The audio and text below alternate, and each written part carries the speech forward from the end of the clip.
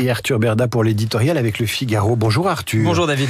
Vous revenez ce matin sur le grand renversement qui est selon vous à l'œuvre sur la question israélienne. Oui, parce que contrairement à l'invasion russe en Ukraine, qui suscite encore un relatif consensus et un semblant d'unité nationale en France, le conflit israélo-palestinien continue, lui, de déchaîner les passions tristes et les haines recuites, le tout au nom d'un prétendu antisionisme devenu tellement décomplexé qu'il peine parfois à dissimuler des accents clairement antisémites. Depuis le 7 octobre, ce phénomène a d'ailleurs redoublé d'intensité, entretenu notamment par la France insoumise de Jean-Luc Mélenchon et sa nouvelle égérie Rima Hassan.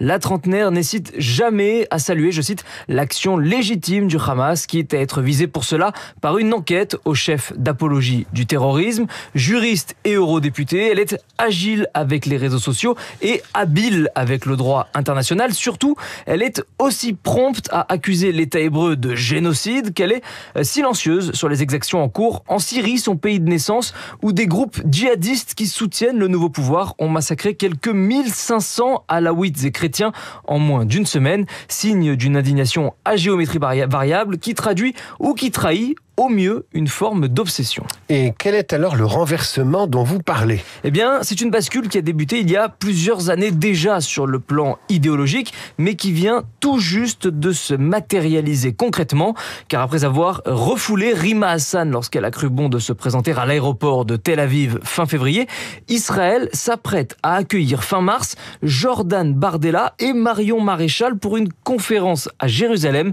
Il s'agira alors d'une première pour un dirigeant du Front devenu Rassemblement National, en l'occurrence son président, et d'une première pour un membre de la famille Le Pen, en l'occurrence la petite fille du menhir lui-même. Bref, il s'agira d'un événement historique pour le camp nationaliste qui cherche de longue date à faire oublier son passé d'extrême droite pour mieux se poser, comme je cite, le meilleur bouclier des Français juifs face à la menace islamiste. Donc si je vous suis bien, LFI ne parle que des juifs et le Rassemblement National cherche à parler aux juifs. Disons en tout cas que pour le meilleur et pour le pire, ce sont les deux seuls que l'on entend sur le sujet, oui, et sans verser dans la posture morale dont le commentariat raffole, il ne faut en fait pas chercher bien loin pour comprendre où le bloc central a péché pour que même Serge Klarsfeld se dise prêt à voter RN. Alors Emmanuel Macron porte bien sûr une part de responsabilité là-dedans, lui qui n'est plus ni audible ni crédible pour avoir dit tout et le contraire de tout en la matière, sans doute mu